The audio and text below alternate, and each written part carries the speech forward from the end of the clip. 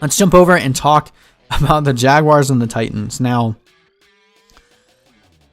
it's 2020, so things are weird, but every time the Jaguars and the Titans play, Derrick Henry absolutely goes off. Remember, like, Beastquake 2.0 was when Derrick Henry finally came onto the scene and people realized how good of a running back he actually was.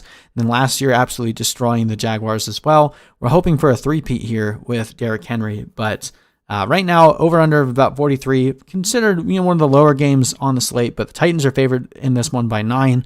So obviously that's going to give us a lot more push towards the Titans in terms of fantasy production. Jaguars, obviously playing against the Colts last week, were the worst team against the run.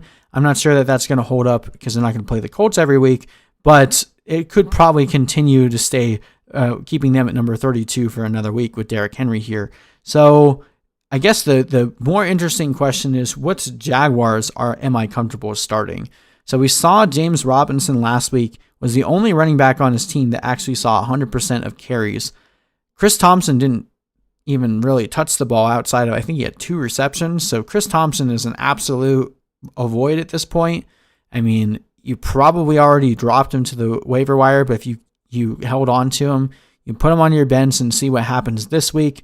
I expect the Titans to rout the Jaguars in this one. I don't think it's going to be particularly close. So Thompson might end up getting some garbage time looks, but man, last week was very concerning for Chris Thompson. Gardner Minshew, I guess, is an okay start if you absolutely need to start him, but the Titans defense looked pretty decent against the Broncos on Monday. So I'm probably only comfortable starting Chark at this point. Shenault would be a what the heck flex. But if you can avoid it, I would only really feel comfortable starting Chark.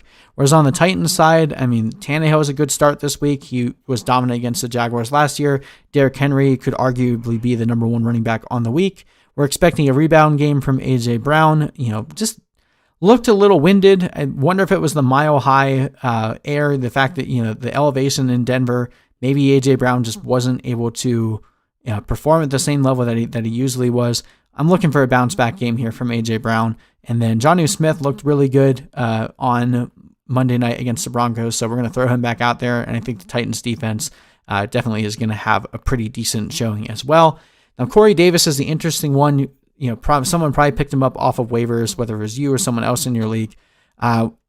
He's done this a lot before where he's had one really good game and then just completely disappeared for like 5-6 weeks at a time. So until Corey Davis actually shows us they can do this consistently, I'm not going to throw him into my starting lineup, but he's definitely a wait and see kind of guy for me. And then not really anyone else on this team that you're looking at. The Titans, I think, will win this one handily.